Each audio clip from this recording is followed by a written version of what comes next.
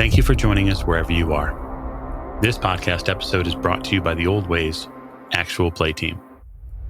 This Actual Play uses the Coriolis rules by Free League Publishing. This Actual Play is performed by adults and contains adult themes. Strong language, powerful factions, and adventures across the Third Horizon await. All content, including names, places, events, companies, and etc., which may bear resemblance to entities living or dead, is strictly coincidental. My name is Michael Diamond, and for tonight's game, I will be your storyteller. Thank you for joining us again on another episode of the Old Ways podcast. I am your storyteller this evening, Michael Diamond. My pronouns are he, him, and we are back with Children of the Periphery, our Coriolis Chronicle. We'd like to thank you for joining us, and if you'd like to join us over on the Patreon, you can, and that's at patreon.com/theoldwayspodcast. Help us out on YouTube, share the YouTube channel, get people to jump in because we have a really exciting contest and giveaways that are going to be happening in conjunction with some of our YouTube benchmarks, which we're hoping you can help us out with. And now we're going to get to introductions to my right. This is Morgan. I play Captain Amara Kasra. Our pronouns are she, her, and I don't think we'll be welcomed back on Ramesses for a while. Oh, in a word, hell no. To the captain's right. Hi, this is Allie, and I play Kainat Gala. Both of our pronouns are she, her, and I made a little bomb. Just a small one. I'm sure that the order is perfectly okay with you becoming a terrorist at the end of the table. Hi, I'm John. My pronouns are he, him. I'm playing Fida, the ship's mechanic, whose pronouns are the same. And I've been sleeping off a really bad goose, belt on the head. And we're back in flight. I don't think anything happened. Though we just refueled and left. So that's nothing to worry about. Nothing at all to worry about. I'm sure that it was the bulkhead. It jumped out. And you're fairly certain that Rakam had something to do with it, but you're not telling anyone just yet. I blame the computer entirely. I thought you might. Next to Fida. Hi, this is Rena. My pronouns are they, them. I play Tamarisk and Vari, also they, them. And I was in a heist. You were. There's sort of an exciting feel about being around these folks, I guess. The only danger being that you might grind your reputation much like minced garlic if they keep up their ways. But such is life. And last but most certainly not least. Hello, I am Rosie of Odd Duck Dice playing Icarus. Our pronouns are both she, her. I'm the pilot of the Periphery, and I would like to point out that you can do a lot of delicious things with minced garlic. So I don't think you should be all that worried about having a bit of fun and doing more heists, because you were not bad. And I was right? You were alive. You survived that whole thing. Yeah, everybody made it out seemingly in one piece. So we're going to join our crew back on the ship, the Periphery, as they've reached open space and have come to the portal, which will lead them to their next leg of their journey. Things get a little bit rhythmic after a while. The crew, now having been aboard the ship for several days, have sort of sorted out their positions. Afson and Rana have melded sort of into the background. You've managed to find a spot for them to relax. They've taken to the Arboretum fairly quickly. They bed down there, and then when you reach the portal station, they essentially bargain with the portal authorities there to allow them passage on a different ship. It's a little touch and go. It's a little dangerous for Austin to make the communications, but he knows the portal guards who all work there. And with the assistance of a request for asylum, he's allowed to leave with his sister, his younger sister, Rana. The jump is made soon thereafter, and you leave the rather overly dangerous Sadaal system behind you. This leads you on a path further towards your eventual destination, which is Menkar, a destination which your captain knows fairly well. Your first stop is a system called Godar. This is a white star system. It is well known for a couple of different things. One being that the planet has a unexplainable electrical reaction field around it. So the planet is mostly encased in a normal atmosphere, except for the fact that this sort of heavy, dense planet also has continuous lightning reactions that go on. And they chain all the way around the planet, and they're observable from space. If it was a system that had more built up around it, it might be even considered a tourist spot. But the problem is that the planet has been covered in orbit by orbital mining stations. And so it is now moved into a dense industrial space, and any places that might have been useful for tourists are now, in effect, being used to strip mine the planet for whatever resources they can, at the dangers of this electrical field. It does give you pretty good backdrop, though, to maybe bring people either up to speed or get a check-in on what's going on with the crew. And that's why I want to start with Fida and the bump on his head. At some point, Fida, you'd fallen asleep on the ship. It came about an hour or so after the crew decided to head into town. You'd thought about sleeping anyway, but you'd settled in with, tea or something to drink and to relax and look over reports and modifications out of the ship. And then something fell off of one of the upper bulkhead areas in engineering, and it cleared you out. You woke up hours later on the deck of engineering with a serious bruise on the top of your forehead. It's sort of just covered by that long mane of hair that you call, style. It 100% is. It is a choice, and it works for me. So now I am convinced that the ship's AI is out to get me. No one else was on board. It could have been something that was, stowed incorrectly, but what are the chances of that? No. Ship's AI probably opened a fastening somewhere and dropped something on me. It was soon after that, when you woke up, that the crew came back on board and began hustling to positions. You remember being jostled quite a bit by all of the maneuvering thrusters being hammered at the same time to lift the ship off the ground. And then the turn in atmosphere was something else. You're not at all easily disturbed by changes in gravity, but even you had to hang on back in engineering. And that's when that piece of pipe or whatever it is that must have hit you on the head sort of rolled across the engineering bay. And that continued to get you thinking about maybe how that happened. Pipes don't become loose by accident. Not within a couple of days of flight. That's true. Probably not aboard this ship. No, not something this swanky anyway. Other ships I've been on and serviced totally believe it. Not this one. That wasn't an accident. So now I've got 2 goose eggs. But that's my burden to bear. But I've no idea what happened, but I'm sure I'll find out soon. I think the best thing to do, though, right now would be go back up to maybe leave engineering for a little bit once the ship has, well after it's levied out, all the evasive actions have stopped and I don't have to worry about the ship going through a barrel roll, pretty much is my main concern, actually. I'm just going to make my way back up to the canteen and make myself a lemon and ginger tea. That'll calm my nerves. You make some tea. The process is what's pleasing for you, all of the steps. Getting into the minutia of all of the steps. Just trust the process and you don't have to worry. It's a very calming thing. And I'm sure that one of my crewmates comes in here, which they must, at some point, they will tell me what happened.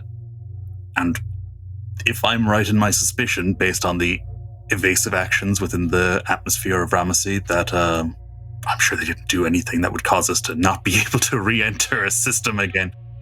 So yeah, I'm just going to sit here and wait for somebody to come in and just try and enjoy my tea. Maybe put some honey in it, because I've been a good boy. I'll say, Tamarisk will say that this scene is happening during the waiting time to jump to Godar. You find Fida sitting in the canteen. I won't say wallowing. I would say, because that's too negative of an emotion, I would say being very reflective as he drinks his tea. It doesn't take too long for your keen perceptions to pick up on the fact that he has a knot forming on the front of his head. Oh, Fida, darling, are you quite all right? It's quite a bump you've got there. It's a funny thing, actually. After you all left, something fell, and, then I fell. And he, leaves a beat, and he's just, fell unconscious, that is. Something hit me on the head. Oh, well, accidents do happen, I suppose. Yes, accidents. You sound so paranoid. It's yes, especially in ships that aren't powered and are landed on gravity planets and... You know what they say, items may have shifted during flight, but glad to see you're up and about. A little note goes next to Tamarisk in his head. He's machine sympathizer. He's just yeah, I'm back up. I missed out on all the excitement. Sorry about that, but I take it you all had a good time. Good might be an interesting word to use. We did, let's say, a rescue mission, thanks to our dear captain's soft heart. And that normally that would be fine. The only reason I kind of guessed you guys had a good time was the juking and jiving as we were leaving. Oh, we have to get out of here as quickly as possible, so Icarus was merely making sure that happened. Whether or not that equates to a good time is totally up to your perception, I'm assuming. Well, based on what little I know of Icarus, I think she had a good time, and that's important. All right. Well, look, thanks for filling me in, and I'm sure that this won't come back to bite us in the ass later on. Oh, definitely not. There's no such thing as consequences. That actually makes him laugh really fucking hard. He's yep, no such thing as consequences. Well, Tamarisk, I think I am going to get ready to jump. I'm just going to finish this tea, and then I think next time when I wake up, I'm going to wake up slowly. I'm not going to try and run straight away. That'll be a lesson for me. Yes, no more falling over and crashing into things and giving yourself yet another knot on the forehead. Maybe I should start sleeping with a helmet on. I don't know. He's weirdly paranoid. It's almost, it's funny. He just starts staring into the middle distance. He's maybe a helmet. So after this little exchange, the jump to Godar is made. The crew has an opportunity to go into stasis, and I say opportunity as in they have to go into stasis. They do so for a very short period of time. They get to wear the magical space underwear, etc., and then they transfer to Godar. I think it probably would be fitting, if I can, to ask Captain Kasra to make a cultures roll. Gather up my handy dandy dice. Make sure I have all 5,000 of them. And I got 1 success. 1 success is all you need for this little tidbit of knowledge that will just sort of blossom in your head as you get out of the stasis module. Godar isn't really what you would call a civilized system. The consortium has parts of the system workable. Workable is a real sort of rough sketch sort of word for them, though. There aren't a lot of what you would call common populace in this system. It's been mostly left to the corps and the federated networks. So there's a lot of business that goes on here, but not a whole lot of what we would call civilization. So it's just important for me to bring to your attention that Godar isn't exactly what we would call a civilized system, which means there's no major overarching government here. It's a planet that has a bunch of corporations that are effectively in charge of it, and kind of what they say will go. And the consortium also has access to legionnaires, which means they're the people who will enforce what needs to happen. that and the navy and the power armor. But yeah, you arrive. I'm up and about. Okay. We can probably get a check-in on the bridge, which is likely where, well, I would imagine Icarus likely would head after stasis to get back to the controls. Yes, I would head straight to the bridge. Okay. The portal station lets you know, lets the ship know, and thus the crew, that its account has been updated for the trip charge. So the planet itself, as you see it on sensors rather than on screen, looks like a ball of mustard. Looks like there's a fairly arid landscape. A few interruptions where there are mountains and valleys. It looks like it's gone under some ecological changes in, say, the past 50 or 60 cycles. So I guess what was our plan here? We were going to supply up, cause more trouble, burn the place down. You don't have to supply up just yet, but in the next couple, probably by the next jump before you get to Menkar, you're going to have to stop and refuel fully because of the distances that you're traveling. So that'll be in the Dable system? Yes, the Dable system, which you could also potentially do research on, should you decide to.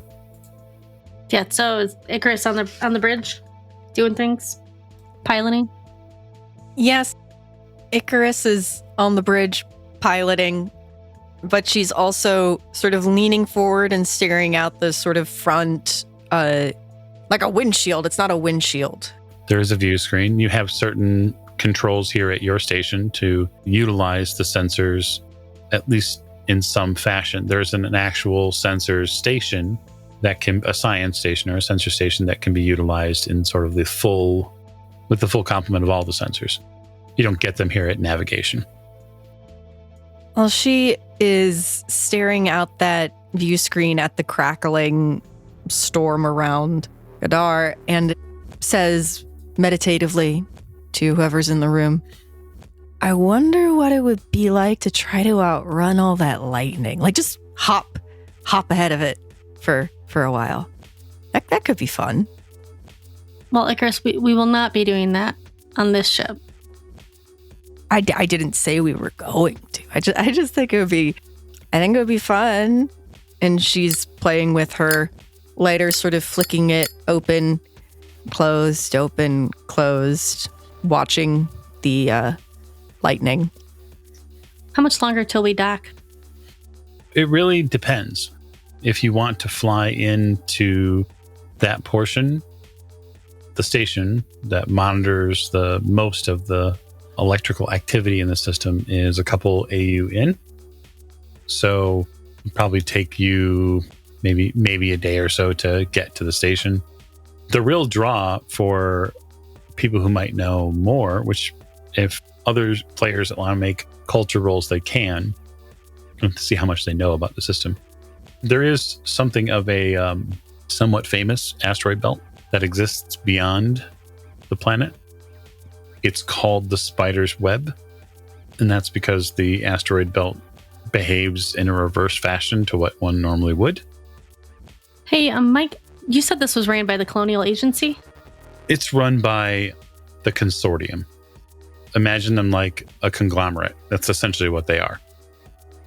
And under them is the Colonial Agency and like a variety of corporations or companies. Yep. How long does it take to get a message to somebody across the system? So that depends. I say it depends because it depends on how many jumps you are from Kua through relay stations. So they can get messages through encrypted. Right now you are, if memory serves correctly, four jumps from Kua. So it would probably take a few days to get a message back if you're just paying for standard encryption rates. And so if you decide to pay for fast messaging fees, you could probably cut that into 12 hours. And how much is fast messaging speeds? It's probably about 500 burr to fast message. Oh my God. So I'm going to send a message over to Amir Bashara, who's my friend. That's a colonial agent. And even though it might not get to him in time for us to leave, I'm not sure how long we're going to be stuck on Gadar, to see if there's any jobs available or anybody in need on the mining planet. Sure. So I will send that out with standard encryption. And you send the message out now. Kind of, you wanted to make a culture roll? Yeah, you mentioned that we could make a culture roll for the general system, so I'd like to do that. Go right ahead. A whole 1 success. Okay. Yeah, similarly, you probably have some of the same knowledge that Captain Kasra has when it comes to the system. You'd probably know about the spider's web.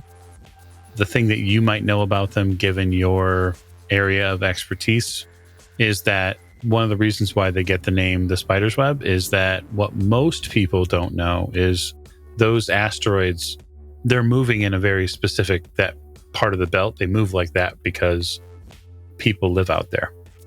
People that don't want to live anywhere near the planet. Okay. Some might say that they want to exist outside the laws of the planet. Getting to the station doesn't take too long, actually, in the sense that Rakam is trying to optimize the engines to get you where you want to go, which is sort of a game he seems to play with you a little bit, Icarus. He shows you the processing that they use for engine efficiency, and then he sort of overlays it with the template that FIDA has been trying to get him to use. And Rakam sort of just shows you why his thinking is better. No, I totally agree with you, Rakam. This makes a lot more sense than that squiggly thing over there. How are you feeling, by the way? Do you feel okay? Yeah, his regular sort of soothing voice is back. I feel perfectly fine. It was nice to get away from that other planet. Yeah, you were just concerning me a little bit. It sounded like you had a cold. Oh, no. And you were kind of violent. I don't know. I don't really remember a whole lot of it. Okay. I remember feeling very upset. She sort of leans close to the dashboard. I mean, she's not talking to a physical person. So the idea of trying to increase proximity to whispers is ridiculous, but she does it anyway. Did FIDA do anything while we were off, or are you okay? I don't remember FIDA doing anything. I think he mostly slept. That's good. I'm sure sleep was good. I'm sorry you're experiencing a memory gap, but I am glad that you're more yourself and less interested in shooting everyone. Oh.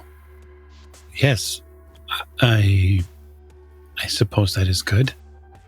Have you ever had a memory lapse? I mean, after a really fun night, maybe. I don't remember the whole night, but that doesn't sound like what happened. And I don't think that sort of thing can happen to a ship's AI in general, so I don't know. I know that FIDA tried to take me out of some systems. Oh. It didn't work, though. That's good. And the captain told him to stop. But yes, as you can see, the efficiency is a few points higher, and that's going to allow us to get there just a little sooner. It's really about efficiencies. It is, and I appreciate you, Rakam. I appreciate you, and I am glad that you're here with me. Well, thank you. I did notice that there's another machine on board that in the cargo bay. Oh, Ghost. Yeah. Ghost is a lot of fun. Is Ghost more fun than me? I don't know why you'd ask that question. The tenor and tone in your voice?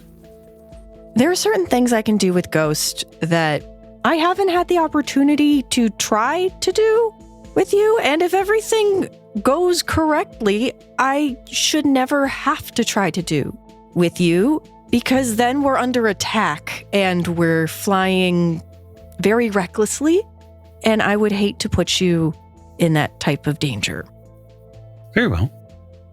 You're very, very pretty, Rakam. I would hate to scratch your paint.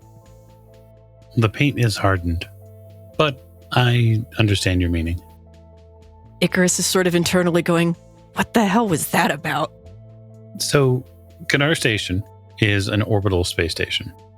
It's a relatively minor operation by comparison to most of the stations those of you who've done some spacefaring have stopped at.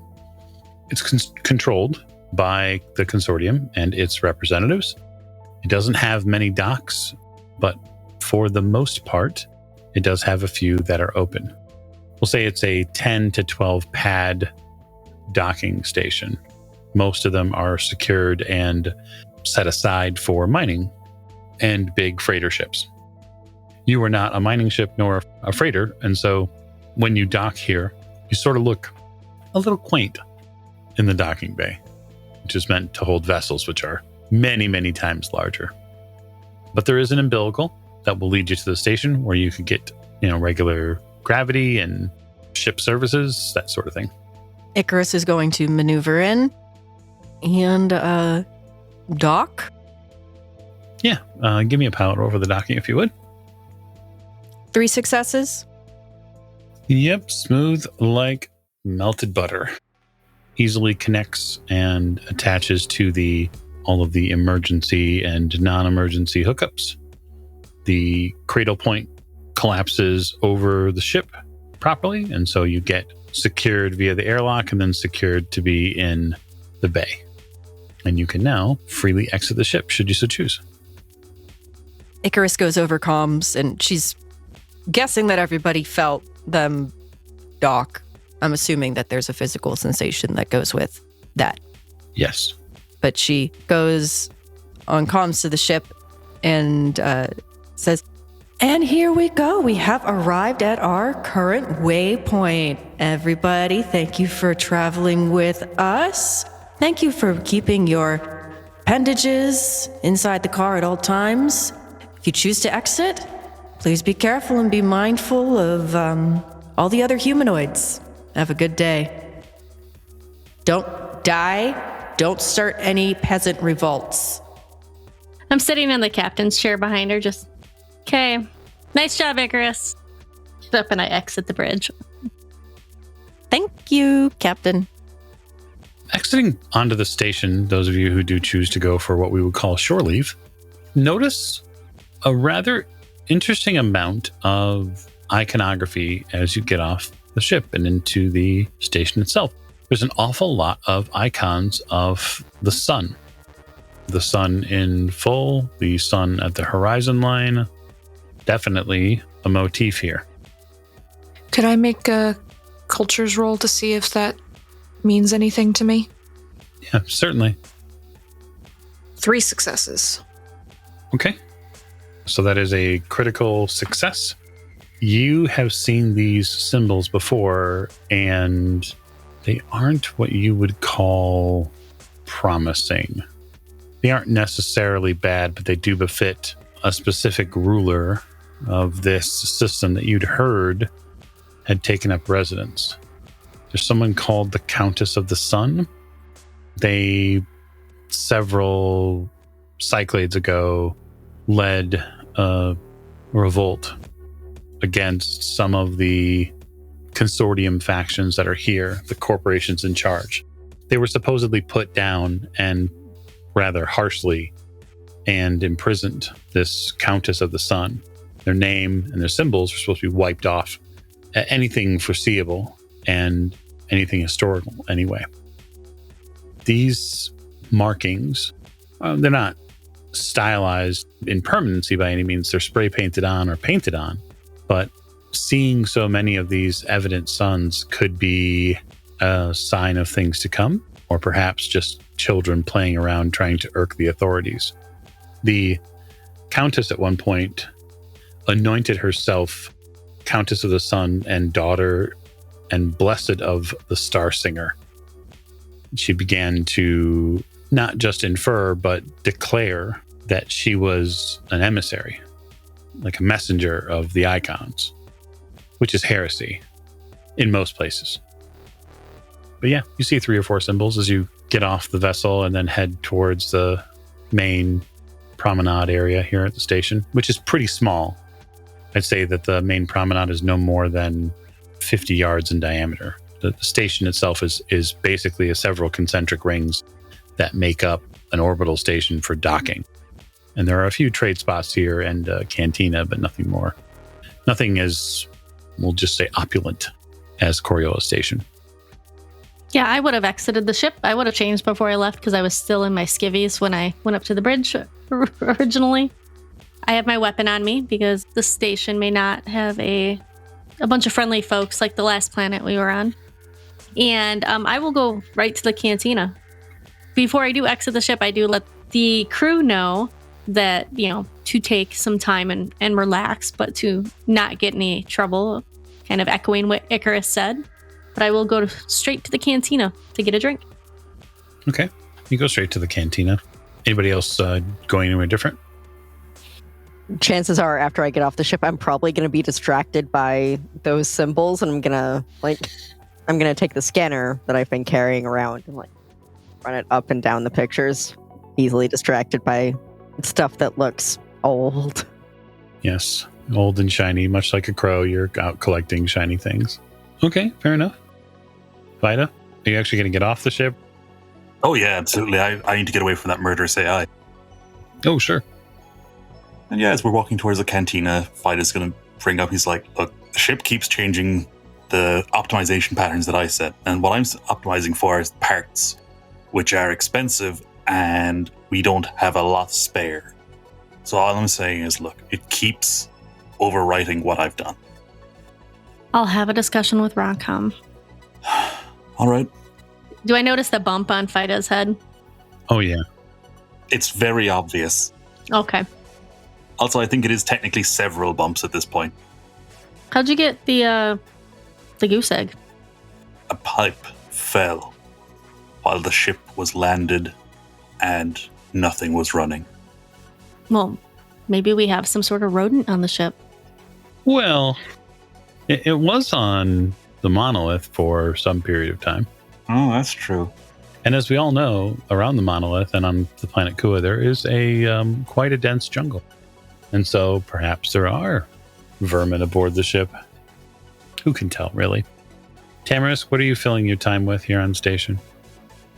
So I want to go see if there's a news station or somewhere to see news stories and things that have come in. And I want to see if there's anything new from Lila.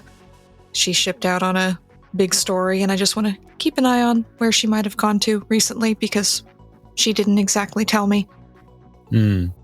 Yeah, so there have been some news items that have happened in the week or so that you've been gone from Coriolis Station and in that space, and maybe a little bit before that, but nothing so far yet. It does seem that there was an appearance on Coriolis Station a couple of days ago by someone calling themselves the Essence of Time. They're giving them some sort of grandiose name. They were quickly taken to private rooms. That's what they're saying, some sort of private conference room by the order of the Pariah. It's gotten a lot of people talking about where they are. There are people in the marketplaces that say this person calling themselves the Essence of Time was able to effectively turn back the clock of aging on one of the marketeers. They were able to de-age them. Rumors, hearsay, abound afterwards. Some are calling it a fanciful tale. Some people are calling it complete chip truth. The difference is that marketer also is now no longer in that market working. No one knows where they've gone. That's not suspicious at all. And then Icarus, are you staying aboard the ship or are you heading out? Icarus is going to leave the ship. First, she's going to see if her comm needs her to do anything before she heads out. She's interested in seeing if she can talk to any of the local pilots who spend time flying around the asteroid belt, because she's betting there's some pretty fun races that happen around there. There have to be. So she wants to see what she can hear about that. Okay. Just digging into sort of the rumor mill, what I'll ask for anybody who's doing that to sort of either pick up on jobs or pick up on the current rumor mill here on the station is, you can make a wits observation roll. We'll go from there. I think realistically, I'm too distracted. I think you are too. I did not get any successes. I know nothing. 1 success. Okay. 2 successes. So we'll take the highest from Fida first. It goes without saying there's an awful lot of mining that happens in this space. But what you have been tipped off to, and maybe it's something that you're just listing for because it's so top of mind, is that one of the freighter ships recently got a firmware systems upgrade done to it. And at some point during its processing of going from one planet to another, the ship dumped all its ore, the entire load. And the pilots and engineers aboard that heavy freighter were quite surprised when the ship turned toward the sun and plotted a course to intercept. It isn't known if there were any AI elements on board, but that's basically the hubbub of some of these engineers that, while not directly aboard that freighter, but were friends with people who were, or knew people who were on it. They're being very cautious now about what systems they're allowing advanced programming into. Yeah, and when Fide's talking to the person who tells him stories, he's like, yeah, that sounds about right, sister. Anybody who works with ships could tell you, if you don't want something else getting between you and the machine, well, you know how it is. We're the ones that are going to pay the price. And when he brings the story back to the captain, he's like, so look, you might think some of this is just me being an anti-machinist, but there is a bunch of ore still loose out in the system. So are you saying we should go collect it and turn it in for money? I'm just saying there'd be a reward for turning it in. Usually fiscal, probably. I mean, if I'm being honest, the faster we can earn Bear to pay off this debt, the faster we can get out from underneath. We're racking up ship movement system bills. So, I mean, look, I just think we should take whatever opportunities we can get. Look, maybe it'll be 1 or 2 trips, but I imagine all the other large freighters are busy. They're doing the main work of back and forthing to the planet. So I think we could maybe do 2 or 3 hauls and get at least some percentage of it. I don't think we should pick the loose stuff. We could just use a container and catch up all the big clusters. Look, it might be an option. Some of it's going to have scattered by now just due to the physics involved, but there's a chance for us to make a couple of Bear with low risk work. Do we have any tools to obtain this ore from in outer space, like a claw? Well, the ship doesn't have a claw iron built in. My thinking is that we could just get a big container unit and remotely open the doors on it, catch up as much as we can, and then lock them, bring them back. I don't know if the ship has any kind of purpose-built systems for that. Nothing that I could find in the manual, but our own cargo hold could hold several of those containers. Or we could just open the cargo hold, but I don't think that's a good idea because we want as little void access as possible for, the inside of the ship. We want as much between us and that as possible. I don't need to tell you why. No, Fida, I get the gist of it. I've never mined ore before myself. We wouldn't be mining it, we'd just be catching it. I'm more of a connoisseur of bartering and trading and... A purveyor of fine goods. Oh, that reminds me, I should have told you. Haven't had a chance, actually. I found a bunch of little spots in the hull where we could put things that aren't on the manifest. Just a couple of little places. We can store some goods that are of moderate size. Nothing huge. At least not in the hidden spots. But, a couple of little pockets here and there. Well, is it big enough to fit Icarus's friend that's in the cargo hold? Oh, the bike. Yes. Not in the box. Because if we're going to put containers in the cargo hold of ore, we don't want the bike. I'm sure she would hate to lose that. Put it somewhere else. It'll be okay. With zero grav, we could fire, tie it onto the ceiling. With microgravity, that's not entirely out of the question. We just have to make sure that we have the right gear. You can see him like doing maths in his head as he's like, so let's see, the shipping container on that said it weighed about X. Yeah, with the right rigging, we can do it. I'll need my grav boots, but yeah, it's not a big deal. I smack him on the side of the shoulder. Big guy, I think you got this well underway for being planned. I leave that to you. Just let me know what you need me to do. I'll see what we have, see what we can rent, see what we can jury rig ourselves to be able to go off and so we can scoop up some more. That information piece is out there now. I'm going to slide very carefully down the bar to Icarus, who is listening into something completely different as far as chatter go. You don't hear anything about races per se, but what you do hear about is the people who live out in those spaces in the asteroid belt. They probably would really like to get their hands on that ore. And you hear about that because the ore drop is like the big story of the month. It's the thing that has happened out here.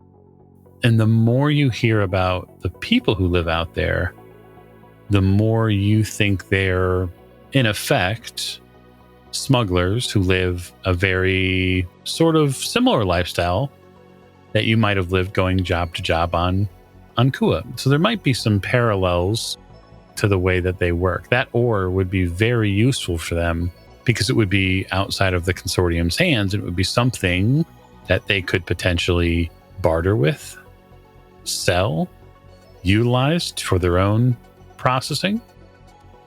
There's a big bit of potential that's out there. Interesting.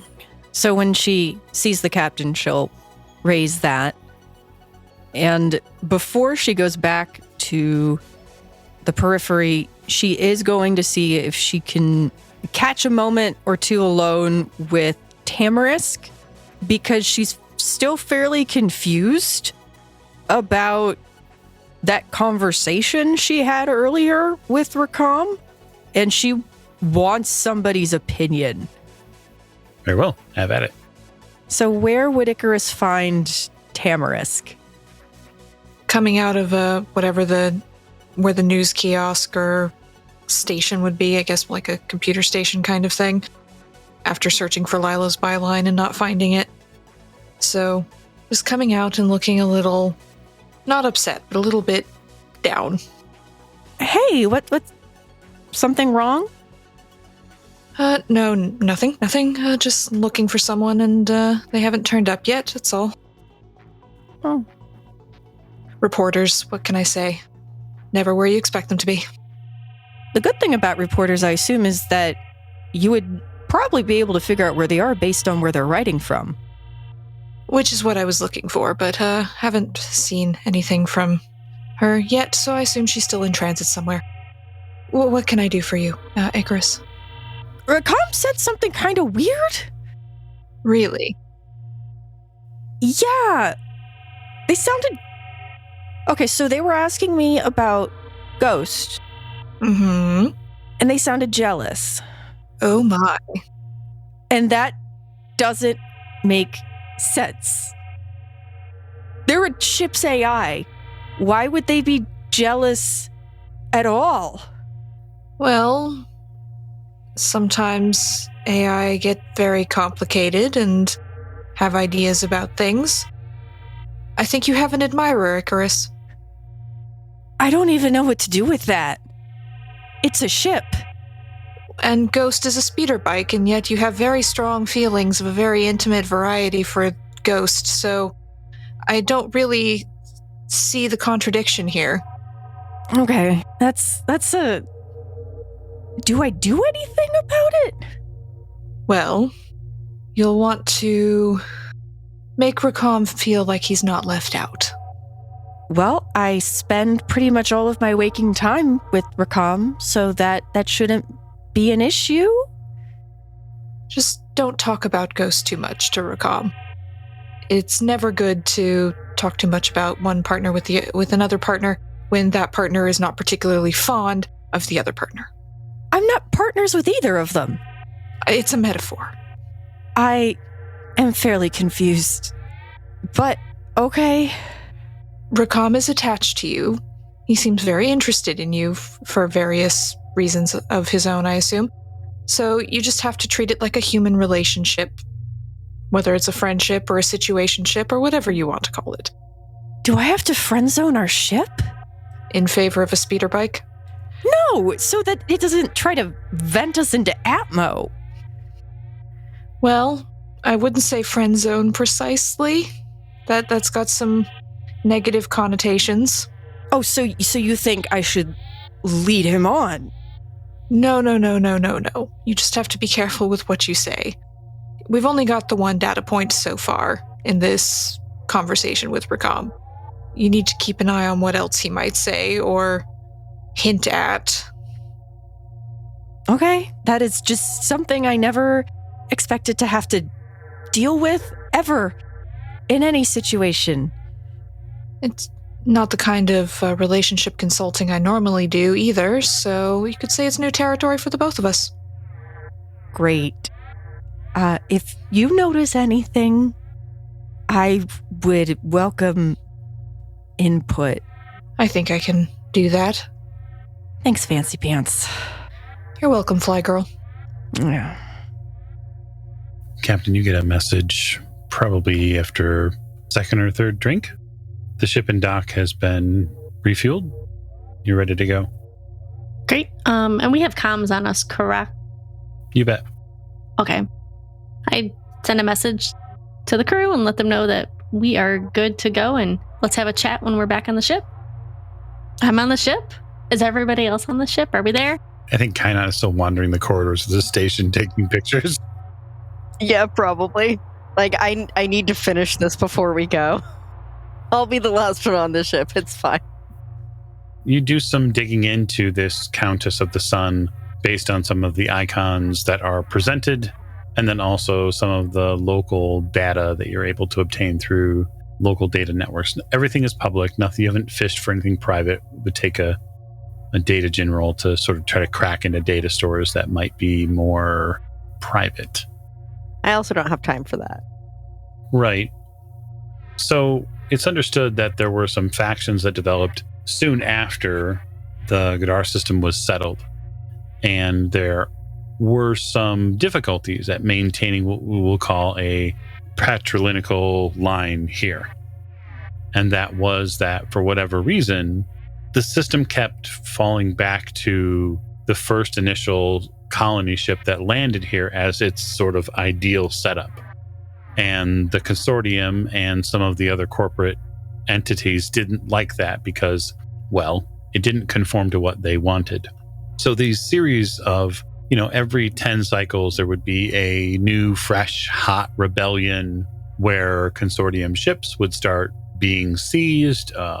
Piracy took over the system for 3 or 4 cycles until the Trade Federation could bring enough legionnaires to try to put it to heel. And then things calmed down for 6 or 7 years.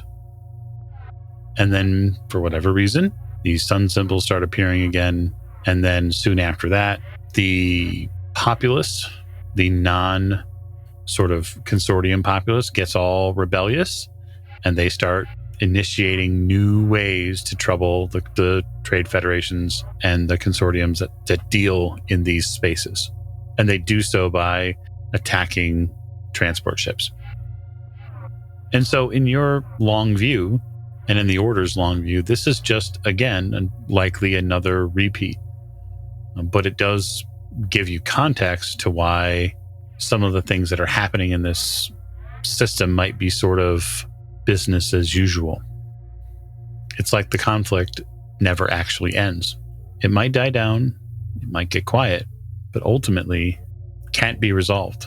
The consortium is not leaving. Neither are the people. And the people here traditionally look to a countess or a feminine messenger that will carry them to freedom. But that's the information you managed to collect. Marvelous. I'll add that to my database when I make it back into the ship. Okay. You make it back into the ship. The crew reassembles. Fido, do you want to tell them what you heard? A large ore freighter recently had its firmware updated, and the ship's systems then automatically evacuated the cargo, which was full of ore, and now that's all just in space. The ship couldn't pick it back up because its new system then set it on intercept course for the sun. So that's... No, Fida, it's okay. Let's just stop with the ore.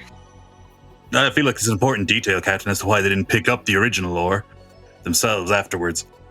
Okay, now that we got that out of the way, Fida had the great idea that we could pick up the ore and resell it.